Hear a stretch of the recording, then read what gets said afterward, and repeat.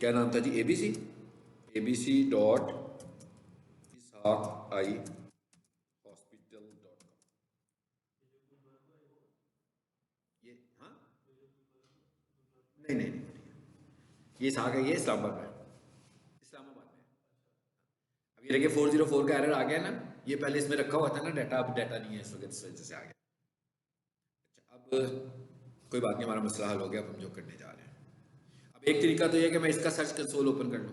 ठीक है, search console है क्या, नाम से ही पता लग रहा है कि सर्चिंग कंसोल आ जाएगा। तो सर्चिंग एनालिसिस जितने भी हैं ना वो सब यहाँ आएंगे, और सर्चिंग एनालिसिस के बाद क्या हो रहा है वो भी सब यहाँ पर आना शुरू हो जाएगा। तो मैं एक काम करता हूँ कि एक अकाउंट ऐसा भी खोल लेता हूँ जो नया हो। जैसे मिसाल के तौर पर इधर से कोई नया अकाउंट खोल लेते हैं जी, जिस पे कैनवा 1 लिखा हुआ था कहीं,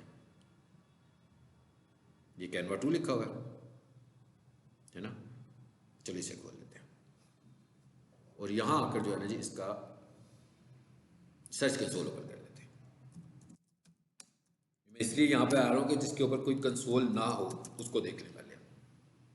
ये आगे, ये वैसे मेन्यू में भी अवेलेबल होता है बिजनेस के अंदर, जहाँ पर गूगल बिजनेस प्रोफाइल होता है ना, वहीं पर सर्च कंसोल भी होता है। मेन्यू पे जाएंगे तो जहाँ पर बिजनेस प्रोफाइल होती है वहाँ से होता है, तो ज़्यादा ये शॉर्टकट ज़्यादा है, इसलिए इसको हम यूज़ करते हैं। ये आगे यहाँ पर स्टार्ट। अच्छा, गूगल सर्च कंसोल जो है इसका पुराना जो नाम था ना वो था web mastering tool, Google web mastering. ठीक है, पहले इसका ये नाम होता था। यहाँ आगे अब देखिए, ये ऐसे अकाउंट में आया हूँ जिसमें ऑलरेडी कोई सर्च कंसोल नहीं था, तो ये इंटरफेस आपको मिल रहा है। फॉर एग्जाम्पल मैं इधर आऊँ अगर, तो इधर आकर लिखता हूँ, आपके सामने यहाँ खाली पिछली दफा किया भी था मैंने, है ना, इसी को खोला था ना, खोल के शायद दिखाया था एंड पे, आप थे? अच्छा, दिखाया था क्या नहीं था, दिखाया, दिखाया था ना। ये अब ये देखे ना, ये इसका इंटरफेस ही चेंज आ गया, इसलिए कि इसमें सर्च कंसोल ऑलरेडी पड़े हुए हैं, वो जो पड़े हुए हैं ना उन्हीं को दिखा रहा है। ये देखिए ऊपर लिखा हुआ आ रहा है, कुछ नहीं लिखा हुआ आ रहा है, यहाँ लिखा हुआ आ रहा है नॉट वेरीफाइड। इसका क्या मतलब है कि मे बी ये मैंने कभी ऐड किए हो, लेकिन अब मैंने इनको रिमूव कर दिया हुआ है यहाँ से, तो इसलिए वो नॉट वेरीफाइड में आ रहे हैं। ठीक है, और अब मैंने अगर यहाँ पर ही एक और सर्च कंसोल ऐड करना होता तो मैं क्या करता, मैं ये करता, ताकि आपको ये भी पता लग जाए ना जो ऑलरेडी हो उसमें कैसे आता है। ये पता लग गया, ऐड प्रॉपर्टी, वो नजर नहीं था आ रहा, वो मैंने इसलिए जूम छोटा किया है। ठीक है, पता लग गया ना, यानी कि एंड पे आ रहा होगा ऐड प्रॉपर्टी। तो यहां पर भी मैं नया कर सकता हूं, देखिएगा जरा। तो मल्टीपल सर्च कंसोल बनाने का ये तरीका है। अब वापस आ जाते हैं उसी पे, इस पे। अब यहां पर दो ऑप्शन दे रहा है वो आपको, एक है डोमेन लेवल और एक है यूआरएल प्रीफिक्स। इन दोनों में फर्क क्या है?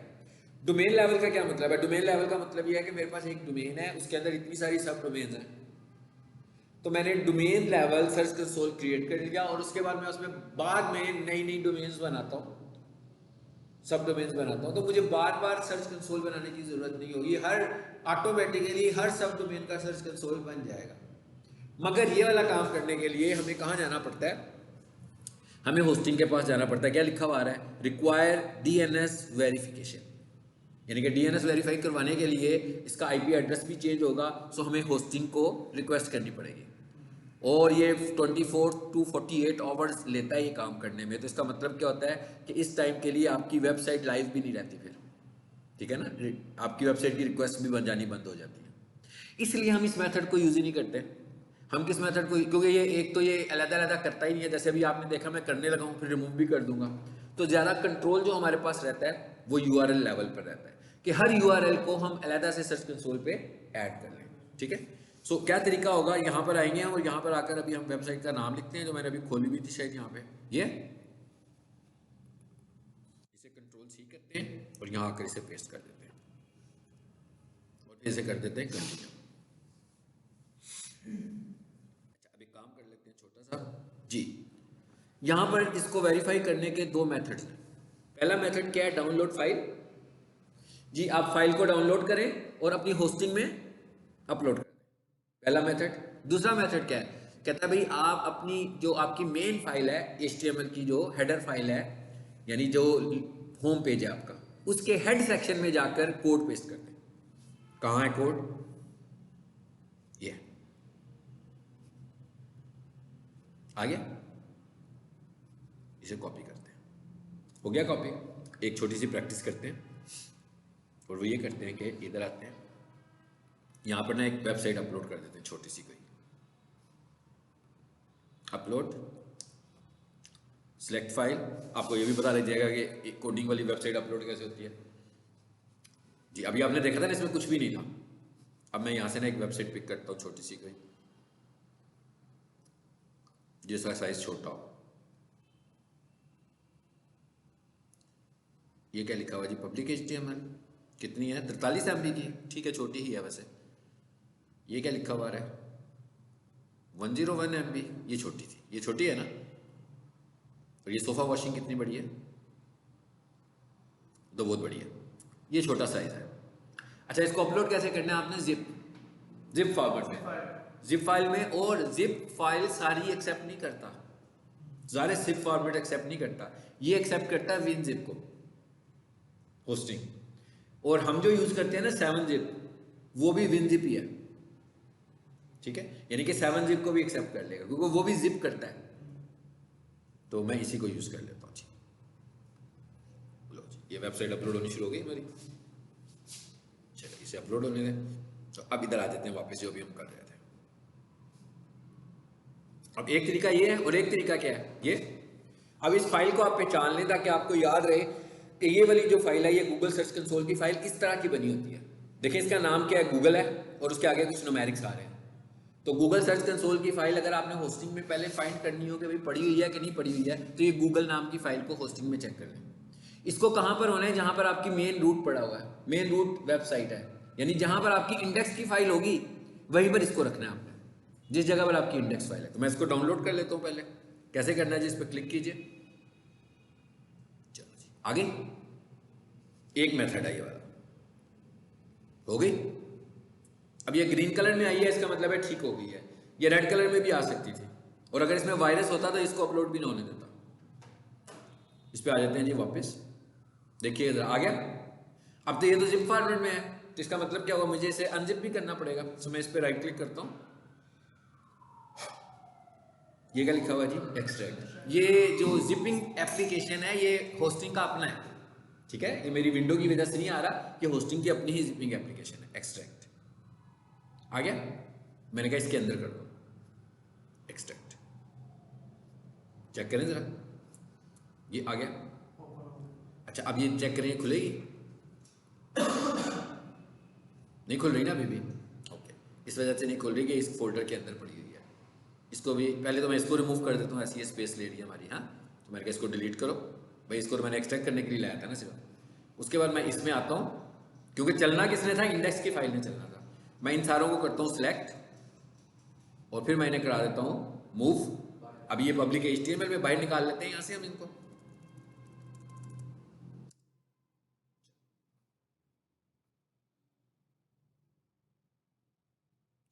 लाइव हो गए।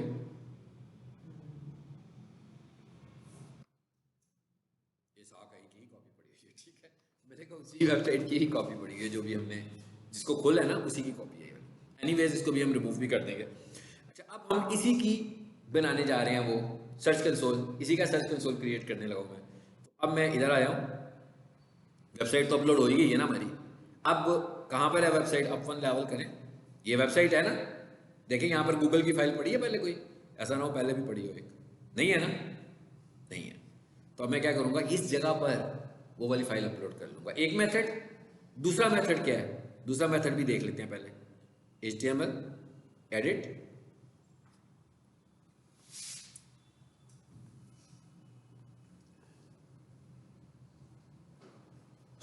जी हेड में आ गए। यहां पर आए जरा, यहाँ के क्या कह रहा था आपको, क्या कह रहा था?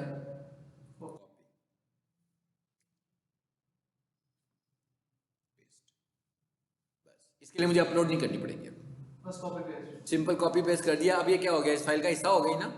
बस सेव कर दें और उधर जाकर वेरीफाई कर लें। ठीक है, ये नहीं हम करते, ये मैंने आपको सिर्फ समझाने के लिए वाला मैथड, ताकि आपको दोनों का पता लग जाए। अब मैं अब क्या करने जा रहा था, अपलोड।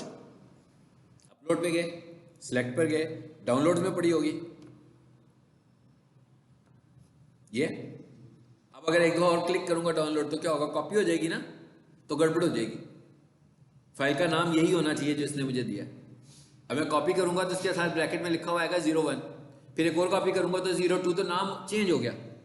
फिर वो इसको वेरीफाइड वाली फाइल, वेरिफिकेशन वाली फाइल नहीं समझेगा, तो इसलिए आपको एक ही कॉपी यहां पे लेनी है। लो जी, डन हो गया।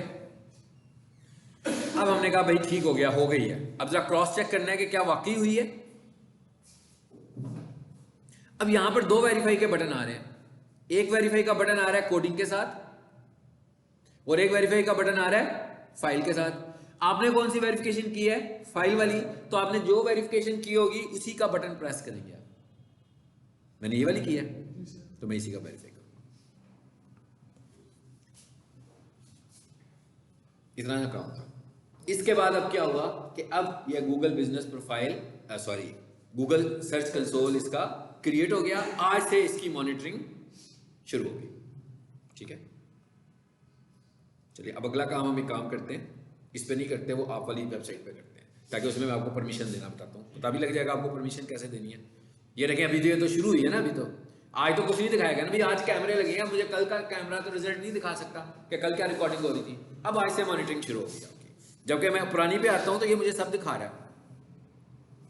ये देखें ये प्रोफेशनल किचन इक्विपमेंट है ना, इसे देखें जरा, ये सारे रिजल्ट दिखाएगा आपको, पुराने दिखा रहा है, ये सारी सर्चिंग क्यूरीज भी दिखा रहा होगा नीचे। ठीक है, इसमें अगर कोई बग्स होंगे तो वो भी दिखाएगा। अब हम जरा उस अकाउंट में आ जाते हैं जिसमें मैंने आपका अकाउंट बनाया हुआ है, Najib & Sons digital marketing, I think so इसमें होगा।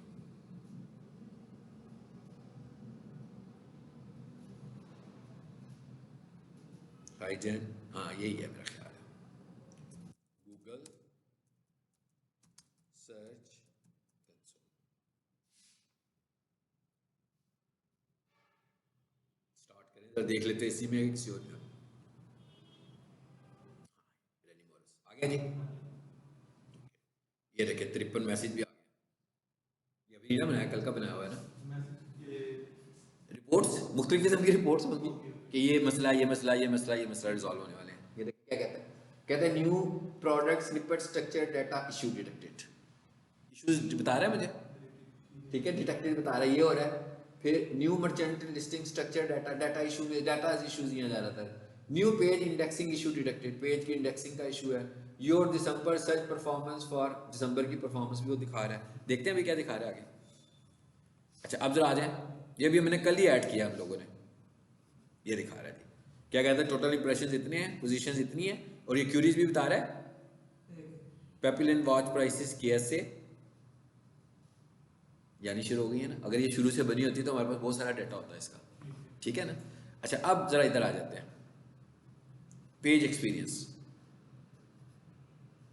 जी, आगे ना मैसेजेस, कहता है HTTPS इज ओके, लेकिन ये क्या कह रहा है, इसका मोबाइल इशू है, मोबाइल फ्रेंडली इश्यूज हैं, इनको हमें रिमूव करना है। ठीक है, नहीं कह रहा है ना नीड इंप्रूवमेंट्स। 146 इश्यूज दिखा रहा है। LCP इश्यूज, अभी आपने ये नहीं पढ़ा ना, LCP largest contentful paint longer than 4 seconds. ये टेक्निकल SEO का पार्ट है, जब मैं इसको खत्म करूंगा तो फिर बताऊंगा कि LCP क्या होता है।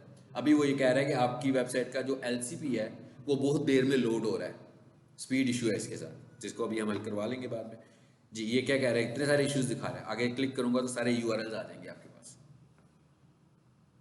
जी। ये क्या लिखा हुआ है जी, वैलिडेट फिक्स, ये इस पे क्लिक करें जरा, ये क्या लिखा हुआ है, कहते से कॉपी कर लो, और ये क्या कह रहा है, ओपन इन न्यू टैब। इधर इशू है कुछ, हाँ हाँ, जो उसकी प्रोडक्ट्स हैं, प्रोडक्ट का आर्टिकल है ना, कि ब्लॉग है ये, अच्छा ये ब्लॉग लिखा हुआ है किसी ने इस पर। अच्छा जी, अब इस पर जरा क्लिक करते हैं।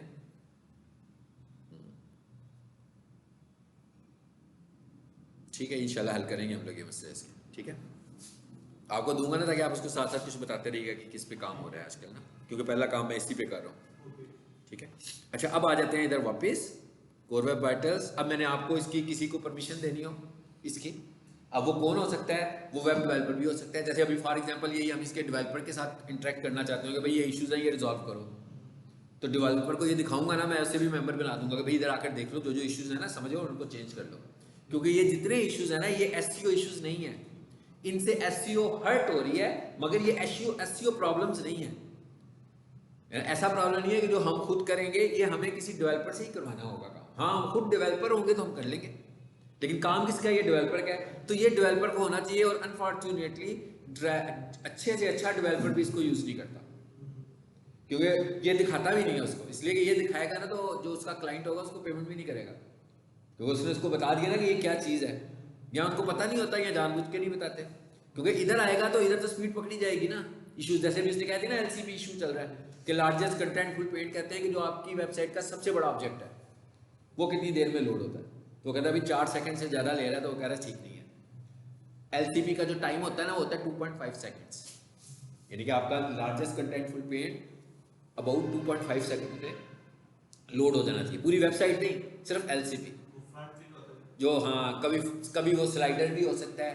यही हम कह रहे थे कि हम स्लाइडर नहीं लगाएंगे, क्योंकि हम स्लाइडर को हटाएंगे तो लार्जेस्ट कंटेंटफुल पेज वाला मसला तो डायरेक्ट ही हल हो जाएगा कि वहां पर हम इमेज रिप्लेस कर देंगे, क्योंकि जावास्क्रिप्ट जो है वो आपकी वेबसाइट को स्लो करती है, और जो आपके स्लाइडर्स होते हैं ना उसके बैक एंड पे जावास्क्रिप्ट होते हैं। एनीवेज, इसको हम टेक्निकल एसईओ में डिस्कस करेंगे। अच्छा, अब आ जाते हैं इधर नीचे, और यहाँ पर ये सेटिंग्स के ऑप्शन में आते हैं। आगे जी, क्या लिखा हुआ जी, यूजर एंड परमिशंस, ठीक है, लिखा हुआ है ऐड यूजर, इस पे हम क्लिक करते हैं। बताएं जी अपना ईमेल। AR 7300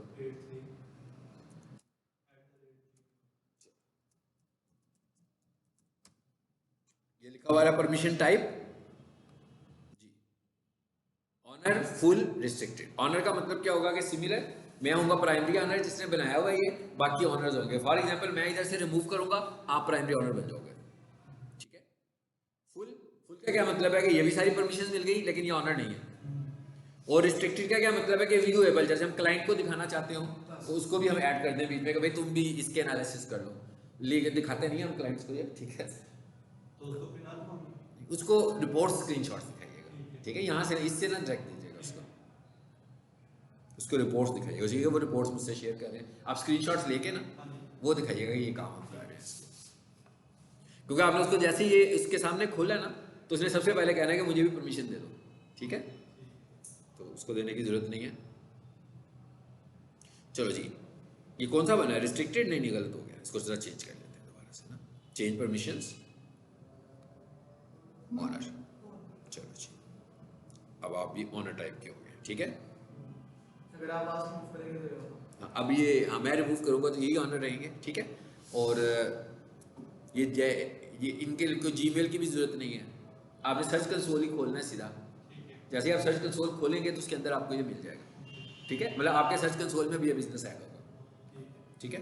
अब अगर आपने कोई और बिजनेस करना होगा तो फिर ऐड प्रॉपर्टी का ऑप्शन भी आ रहा है, और ये इसके अंदर मैंने कुछ शायद दूसरा भी किया होगा तो वो वाला भी आने लगा होगा, ठीक है। सो ये था तरीका हमारे पास जी सर्च कंसोल बनाने का। उसके बाद हमने आगे क्या करना है, ये परफॉर्मेंस में आए, ठीक है, यहाँ आए, यहाँ आकर मैंने क्या कहा भाई जेनेनिमोरस यूआरएल दिया। अब ये क्या कर रहा है, इसको चेक कर रहा है कि इंडेक्सेबल है कि नहीं है, इंडेक्स हो रहा है पेज कि इंडेक्स नहीं हो रहा। कल तक तो कह रहा था कि हो रहा है, ठीक है, ओके, कहता है ये इंडेक्सेबल है। अच्छा, फॉर एग्जांपल अगर आपने अभी नया नया काम किया हो और आप चाह रहे हो कि जरा इसको इंडेक्सिंग का फिर करवाएं या कोई अपडेट की हो, तो हम इधर से रिक्वेस्ट इंडेक्सिंग भी कर देते हैं।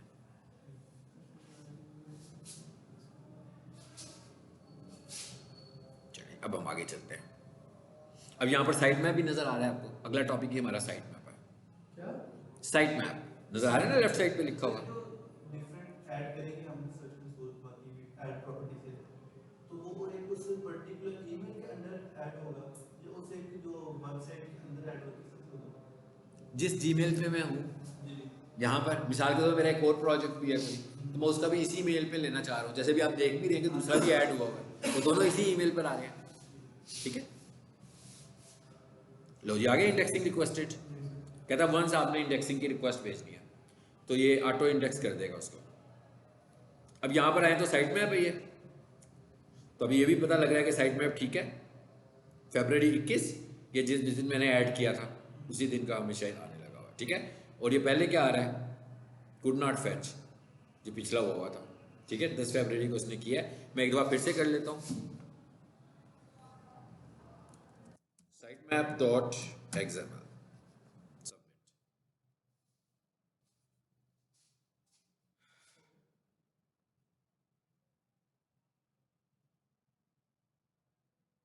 जी क्या लिखा हुआ आ रहा है, कहता है वो सबमिटेड फरवरी 23 टू 24, ठीक है। और लास्ट रीड क्या कहता है, इस तरीके को लास्ट रीड। अब ये उसने, ये क्या चीज़ है, अब इसका अगला टॉपिक हमारा यही वाला है। आगे डील भी हो गया, सक्सेस हो रहा है, इस पर क्लिक कीजिए, ये दिखाना शुरू हो गया सारे पेजेस को, ठीक है। अच्छा अब हम आ जाते हैं आगे, what is site map. Site map क्या चीज़ है, साइट मैप क्या है, आपकी वेबसाइट का पूरा एक लेआउट। जैसे हम कह रहे हैं कोई बंदा किसी बहुत बड़ी बिल्डिंग में वो खजाना ढूंढने जाता है तो उसके हाथ में एक नक्शा होता है, ये समझने कि पूरा नक्शा जो है ना अब हम अपनी वेबसाइट का उसको देने जा रहे हैं। तो वो नक्शा हमने जो क्रिएट करना है ना वो साइट मैप से करना है। इसका मतलब क्या हुआ कि ये क्रिएट किस लेवल पे करेंगे हम, ये क्रिएट हम उस लेवल पे करेंगे जब हमें लगेगा कि हमारी वेबसाइट कंप्लीट हो चुकी हुई है। क्योंकि अगर मेरी वेबसाइट अभी बन रही है तो मैं जो मैप दूंगा उसको, तो हो सकता है वो एक्चुअल मैप तो हो ही ना। तो ये अगर आपको लगे कि अभी आपने 6 माह के बाद कुछ अपडेट और करवा लिया तो फिर आप नया साइट मैप जनरेट करवा के सबमिट करें। हाँ अगर आपकी वेबसाइट का स्ट्रक्चर एक ही चल रहा है पिछले साल से, आपने कोई चेंज ही नहीं की, फिर तो चलेगा ना, जैसे मैंने रिक्वेस्ट कर दिया। लेकिन अभी फॉर एग्जांपल चेंज हो गया होता तो लिखा तो मैंने फिर वही है साइट मैप डॉट एक्सएमएल, तो उसने अब नए वाला मैप पकड़ा हो क्योंकि मैंने फाइल अपडेट कर दी वहाँ पर। अब असल इशू ये है कि ये साइट मैप बनाना कैसे है, ठीक है। सिंपली इधर आते हैं जी अब, और इधर आकर हम लिखते हैं ऑनलाइन साइट मैप जनरेटर। आगे लिखा हुआ आ गया जी एक्सएमएल साइट मैप जनरेटर। मैं ज़्यादातर मेरा ख्याल है इसी से बनाता हूँ पहले वाले से, ये फ्री टूल है। यहाँ पर आकर कहता है भाई अपनी वेबसाइट का मुझे नाम दे दो। नाम क्या था जी हमारी वेबसाइट का, रेनी मोरिस, RE, यही है। इसे कॉपी करो और यहाँ लाकर इसे पेस्ट कर दो। बहुत सारे पेजेस हैं इसमें, मैंने देखा था इसका जो मैंने SEO ऑडिट किया था ना, तो रात को मैंने लगाया था तो सुबह कंप्लीट हुआ था। मतलब इतने सारे पेजेस हैं इसके ऊपर।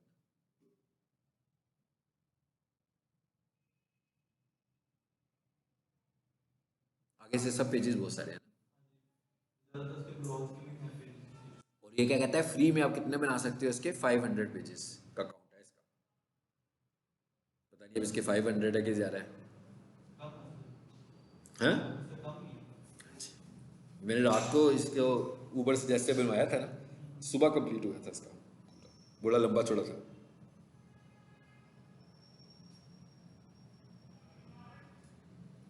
अच्छा अब हम क्या करेंगे, इसके बाद ये साइट मैप जनरेट होगा, ठीक है, एक फाइल बन जाएगी, यानी कि इसमें मुझे कोई एफर्ट खुद नहीं करनी, मतलब हमने कुछ कंपोज नहीं करना, बल्कि साइट मैप खुद से ही जनरेट हो जाएगा, ठीक है।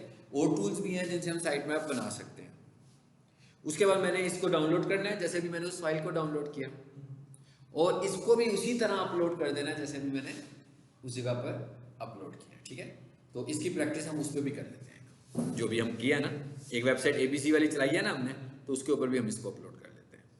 तो यहाँ आते हैं, जरा इसको करने देते हैं काम, ये जो कर रहा है ऑनलाइन साइट मैप जनरेटर, इसमें चलो वो क्या थी, HTTPS वाली थी ना, वो साकाई वाली थी शायद, ये इसे कॉपी करो,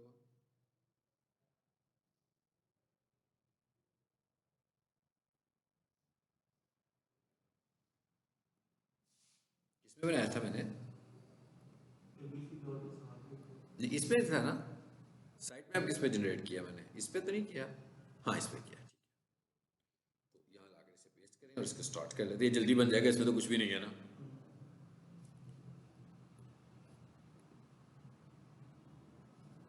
ये भी कंप्लीट होने वाला है। चलो ये तो बन गया, ठीक है। अब हम क्या करेंगे जी, व्यू साइट मैप डिटेल्स, ये लिखा हुआ आ गया download your site map, download होगी फाइल। अब जरा abc.ishaq को जरा पेस्ट करो यहाँ पे, स्लैश, ये है टेस्ट करने का तरीका कि आपने साइट मैप को चेक कैसे करना है। भाई मेरे पास जब वेबसाइट आएगी तो मैं सबसे पहले तो टेस्ट ही करूंगा ना कि साइट मैप है भी कि नहीं है। तो यहाँ का लिखा मैंने site map dot XML. Site map की फाइल हर वेबसाइट पे यही होगी, ठीक है, अलग अलग नहीं होगी, नहीं है। रेनिमोरस थी ना दूसरी,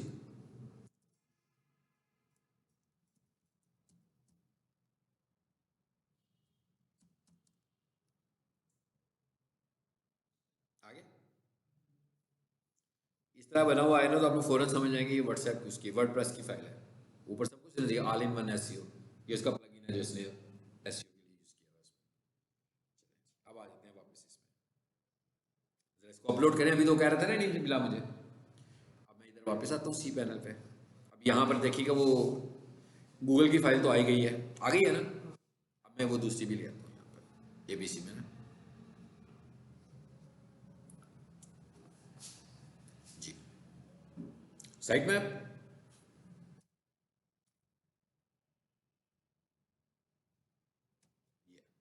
यही है,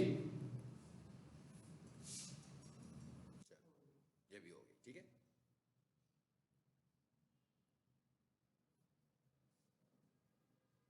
इधर हो रहा था ये काम, ये पुराना बन रहा था, ये बड़ा टाइम लगेगा इसका, इसकी फाइलें ज़्यादा हैं, मैंने कहा इसकी फाइलें ज़्यादा हैं, ठीक है। एनीवेज उसका तो ऑलरेडी बना हुआ है, हमें दोबारा बनाने की ज़रूरत भी नहीं है, ठीक है। तो अब हम इधर आ जाते हैं वापस, और हमने कर लिया था उधर। अब जरा इस वेबसाइट को खोल कर देखते हैं जहाँ पर एरर भी अभी आया था हमें, 404 नॉट फाउंड आया था ना इस आर्काइव पे, abc डॉट इसहाक आई,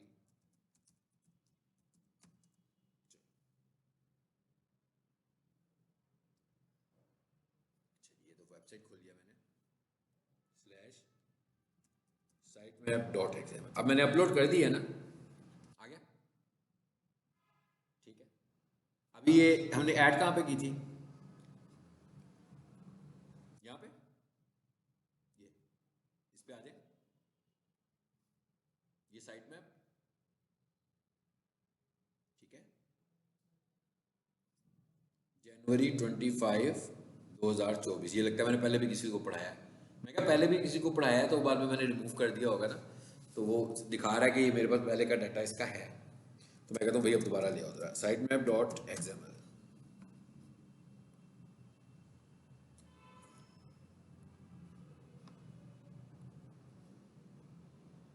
ये आ गया फरवरी, इसको जरा वंस रीलोड करो, सही हो गया, ये इसका साइट मैप भी बन गया। और कहता है डिस्कवर्ड पेजेस कितने हैं इसके, इतने आ रहे हैं, ठीक है। उसको भी हमने किया था अभी, वो भी यहीं पर है, नहीं वो इसमें, इसका कहाँ है जी वो हमारे पास साइट मैप, ये तो अभी बहुत लगा हुआ काम करने, तो ये था साइट मैप। इसमें कितने डिस्कवर्ड पेजेस हैं, बहुत सारे हैं, ये देखें, 500+। ये आखिरी पेज था 500। तो हर पेज के अलग अलग है, हाँ, डेटा साइट में, पेज साइट में अलग अलग है। तो ये देखें प्रोडक्ट के ऊपर कितने पेजेस के पड़े हुए हैं, 200, लेकिन ये सब ठीक है, इसका इशू नहीं है। ये था जी site map plus search console, ठीक है। अब सर्च कंसोल जैसे जैसे पॉपुलेट होता जाएगा इसका, तो सर्च कंसोल पे हमारे पास क्यूरीज भी आती जाएंगी, और ये हमारे पास एक जगह है जहाँ से हम कीवर्ड्स की रिसर्च भी करते हैं।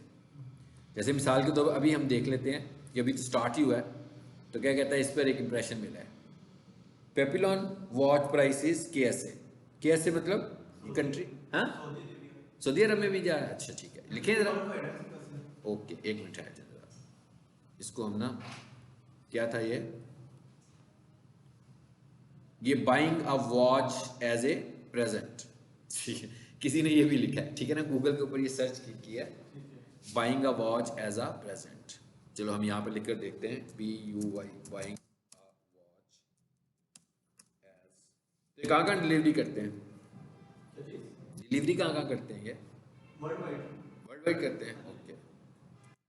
अब ये देखें बाइंग अ वॉच लिखा है हमने,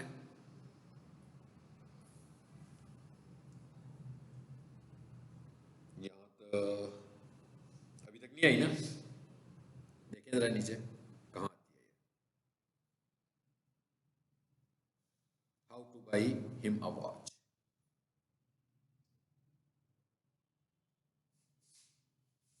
होगी कहीं नीचे करके, कहीं पे किसी जगह पर होएगी।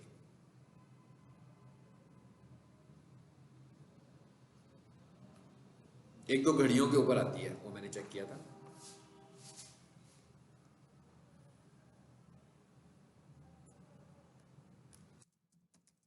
क्वालिटी वॉचेस फॉर मैन, अब ये देखें आ गई हैं। अच्छा, अब फॉर एग्जांपल मैं कहता हूँ इन फ्रांस, ये फ्रांस की है, बेसिकली फ्रांस की है कंपनी। इसका एक और फ्रांस में बैठा हुआ है, एक नहीं, हांगकांग। डिलीवरी सर्विसेज ज़्यादा कहाँ है, फ्रांस में है। नहीं, इसका जो है ना रीजन वाइज है थोड़ा। अच्छा, फ्रांस में नहीं है, यूरोप रीजन है, वहां से डिलीवरी होती है फ्रांस से। एशिया रीजन में होती है हांगकांग से। ओके। देखे ना, मैंने लिखा है ना कि quality watches for man in लेकिन फ्रांस। इनका वो है ना स्लोगन, वो फ्रेंच वॉच मेकर है। फ्रेंच है, वॉच मेकर। अच्छा, French watch maker, French collections, French watch maker, इनका स्लोगन है। ये लिखें जरा। आप लोगों से इसलिए डिस्कस करूँगा, आपको भी पता लगे, ये प्रोजेक्ट ही है जिस पे हम लोग काम कर रहे हैं टुडे। एक,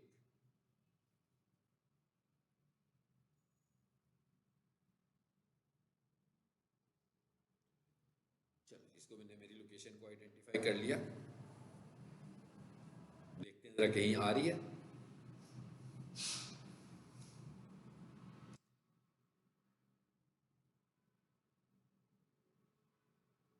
नहीं तो इसके ऊपर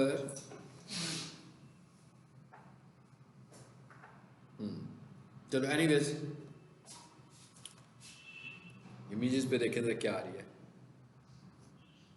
नहीं, कहीं पर भी ये सर्चिंग में नहीं है कहीं पे भी ना। और वॉचेस की ब्रांड कहाँ की है इनकी, जरा फ्रांस की है। मतलब वॉचेस कहाँ से, मतलब इनकी ट्रेडिंग कहाँ से करते हैं, ये खुद ही बनाते हैं। खुद वही कह रहा हूँ, इनकी फैक्ट्री किधर है, कुछ सामान आता है चाइना से, कुछ ताइवान से। बनाते किस जगह पर, कहाँ से, हांगकांग में मैन्युफैक्चर। हांगकांग में करते हैं। बेस्ट वॉचेस कंपनी इन हांगकांग।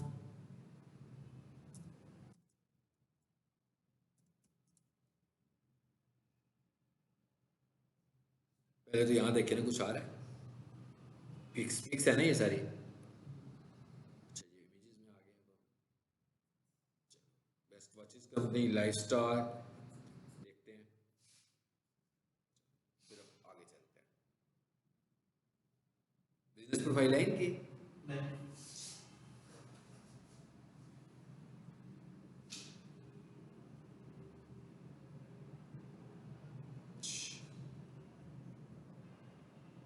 Watch box.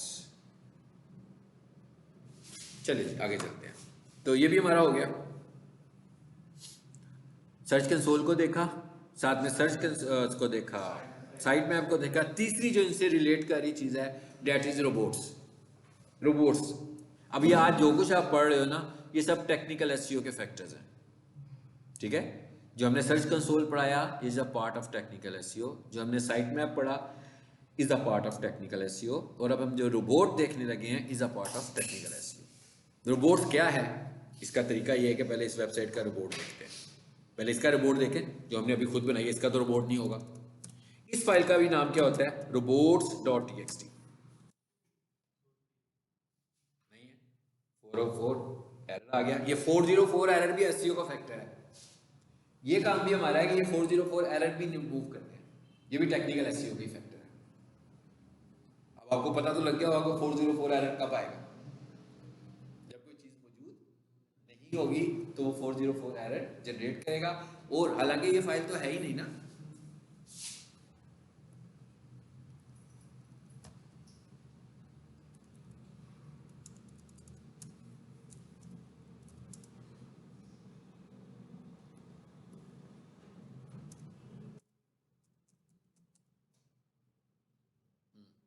कोई भी चीज को मैं कर रहा हूं तो वो क्या कह रहा है, 404 का एरर ही जनरेट कर। इसका मतलब इसमें नहीं है। रेनी मोरस को देख लेते हैं। रेनी मोरस लिखा स्लैश रोबोट्स की फाइल का नाम भी फिक्स है, ठीक है। और आप ये देख रहे हैं ये HTML फाइल नहीं है, ये टेक्स्ट फाइल है। इसका मतलब क्या होगा कि इसका कंटेंट जो होगा वो सिंपल टेक्स्ट फॉर्मेट में ही होगा। जी है। अच्छा, रोबोट्स फाइल है क्या बेसिकली? पहली बात ये टेस्ट किया मैंने एज ए, जब मैं एसईओ की सर्विसेज देता हूँ तो मैं ये चेक करता हूँ कि इनकी रोबोट्स फाइल है कि नहीं है। तो इस रोबोट्स फाइल के अंदर जो आपके लिए सबसे ज्यादा अंडरस्टैंडेबल चीज है वो क्या है? आपके लिए जो सबसे ज्यादा अंडरस्टैंडेबल चीज है वो ये है ना। अब यही पे काम करके आए हैं ना, यानी इसका मतलब क्या हुआ कि इसमें एक रूल जो है बेसिकली, इसमें जो मैंने लाइनों में कुछ लिखा हुआ है ये रोबोट्स फाइल के रूल्स हैं, जो कि मैं गूगल के बॉट को बता रहा हूं या दूसरे सर्च इंजन के बोट्स को बता रहा हूं कि भाई ये फाइल कैसी होगी। इसमें जो आखिरी रूल मैंने लिखा हुआ वो क्या है कि मैं बता रहा हूं कि भाई इस वेबसाइट का साइट मैप बना हुआ है और ये उसका यूआरएल है। इसका मतलब क्या हुआ कि रोबोट्स की फाइल पहले बनानी चाहिए कि साइट मैप पहले बनाना चाहिए? साइट मैप पहले बनाना चाहिए, क्योंकि हमें इसे रोबोट में ऐड करना है। और ये ऐड कैसे किया हुआ है मैंने? साइट मैप कॉलन, और आगे से पूरे का पूरा वो यूआरएल लाकर यहाँ पर, यानी कि साइट मैप को खोल के पूरे का पूरा यूआरएल ही यहाँ पर पेस्ट कर दिया। एक रूल तो ये हो गया, यानी कि बेसिकली हम इसमें रूल्स ही पढ़ने वाले हैं रोबोट्स फाइल में। और पहला रूल क्या है? पहला रूल है user dash agent. User dash agent का मतलब है क्राउलर्स, यानी कि सबसे पहले मैं क्या बता रहा हूँ रोबोट्स की फाइल में, सबसे पहले मैं ये बता रहा हूँ कि भाई कौन कौन से क्राउलर्स हैं जो हमारी वेबसाइट को क्राउल करें। क्राउलर मतलब गूगल का अलहदा क्राउलर, एमएसएन का अलहदा क्राउलर, याहू का अलहदा क्राउलर। तो हम सब कह रहे हैं कि भाई स्टैटिक का मतलब क्या हुआ कि भाई जितने भी सर्च इंजन हैं सभी इसको क्राउल करें। ये पहला रूल है। इसको लिखना कैसे है? User dash agent reserve word है, ठीक है। ये एज इट इज ही लिखा होगा, कॉलन स्टैटिक का मतलब all. This allow colon slash WP admin. इसका क्या मतलब? मैंने कहा भाई क्राउलर को इस पे आने की जरूरत तो नहीं। ये जो WP एडमिन है ये क्या है? ये तो लॉगिन है, एक्सेस है ना, यूजर एक्सेस है ये तो हमने यहाँ पे इसको कहा दिया कि भाई इस पे भी ना हो। उसके बाद क्या है? ये वाली इसकी वेबसाइट फाइल है जिसके ऊपर वेबसाइट चल रही है, उसकी सारी की सारी PHP की जो फाइल वेबसाइट बनी हुई है ना, उसका जो थीम है सारा वो इस वेबसाइट में है। तो उसने कहा इसको अलाउ कर दो। इसका मतलब क्या हुआ कि इसके दो रूल और समझ में आ गए, अलाउ और डिस। जिस चीज को आप अलाउ करना चाहते हैं, इसका मतलब क्या हुआ? विजिटर्स की बात नहीं हो रही, क्राउलर की बात हो रही है कि भाई देखें आपकी वेबसाइट को क्राउलर ने क्राउल करना है तो इंडेक्स होगी। अगर आपकी वेबसाइट को क्राउलर क्राउल नहीं कर रहा तो आपकी वेबसाइट इंडेक्स ही नहीं होगी।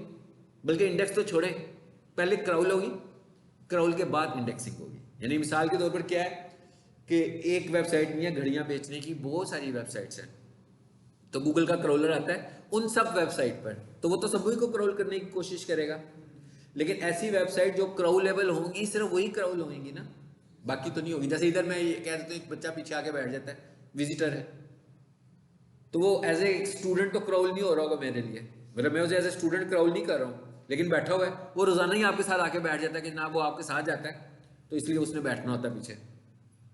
तो एज ए स्टूडेंट नहीं बैठा, एज ए विजिटर बैठा है।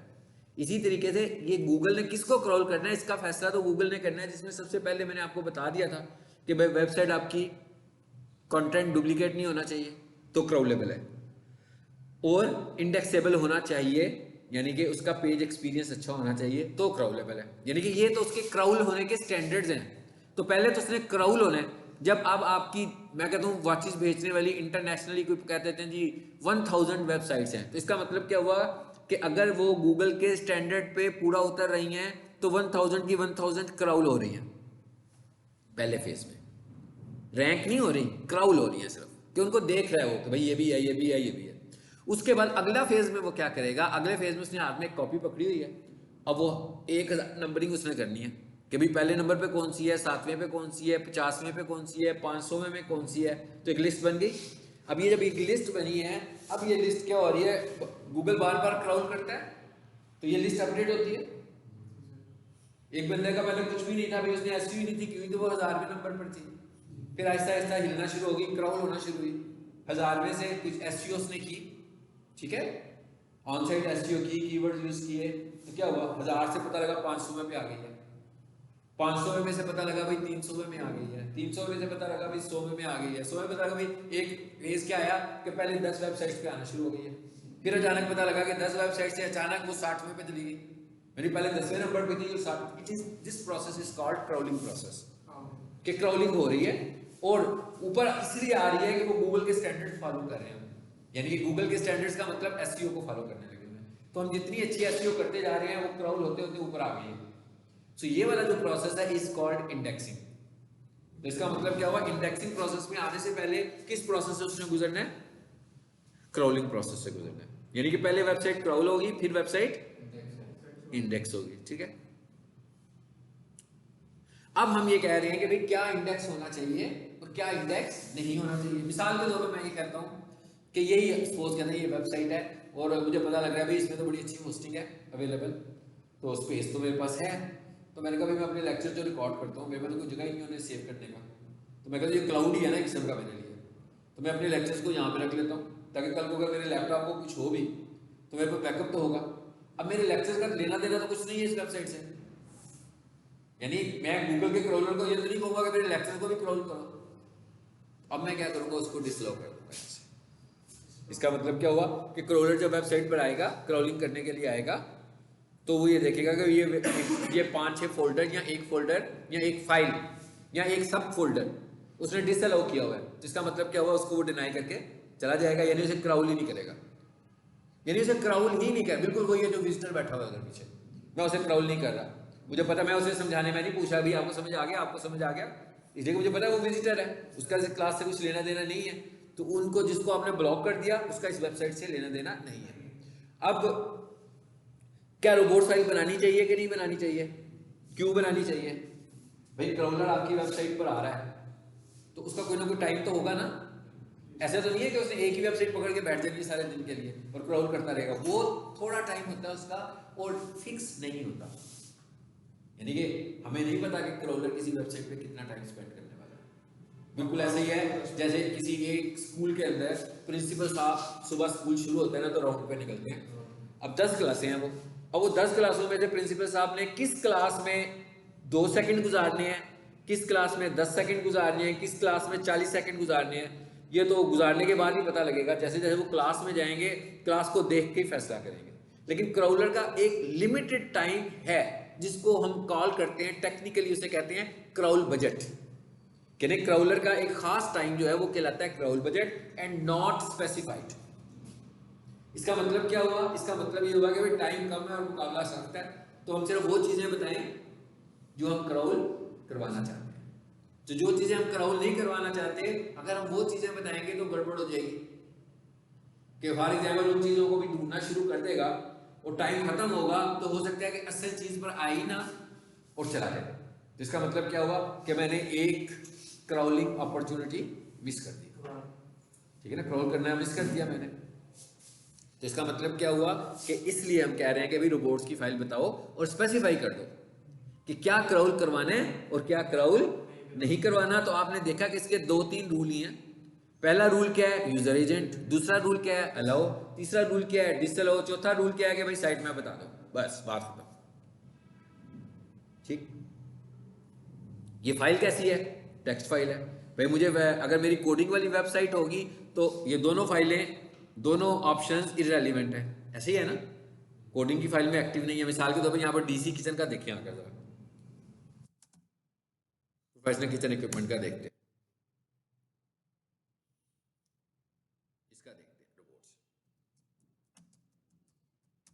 रोबोट कैसा है, देखिए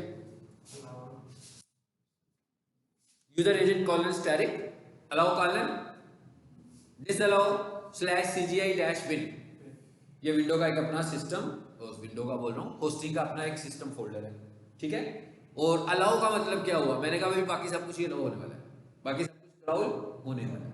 मिसाल के तौर पर थोड़ी देर के लिए सोचता हूँ कि एक इंडेक्स, ये एक HTML बेस्ड वेबसाइट है और इसका होम पेज कहाँ पर है, इंडेक्स HTML में है।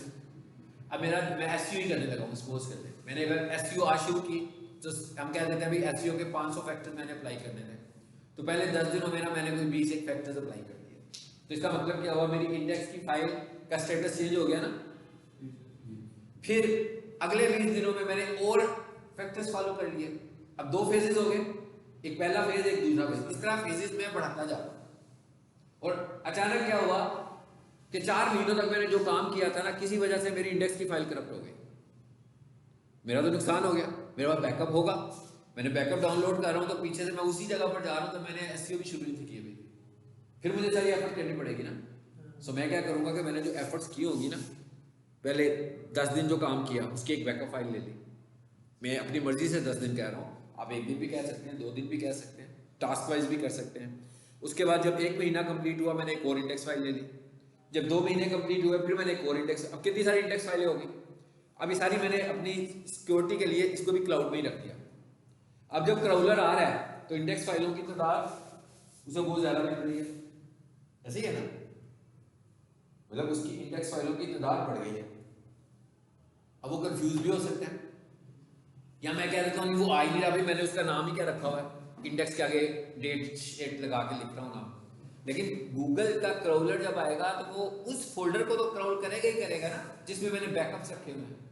अब वो बैकअप को तो मुझे क्राउल नहीं करवाना, मैं कहता हूँ भाई ये क्यों क्राउल हो रहा है, इसे तो क्राउल नहीं होना चाहिए, तो अब मैं उसको यहाँ पर आकर डिसअलाउ कर, ठीक है, डिसअलाउ। और मैंने जो नाम रखा होता है ना ऐसे का, उसका नाम रखा है टैम्प।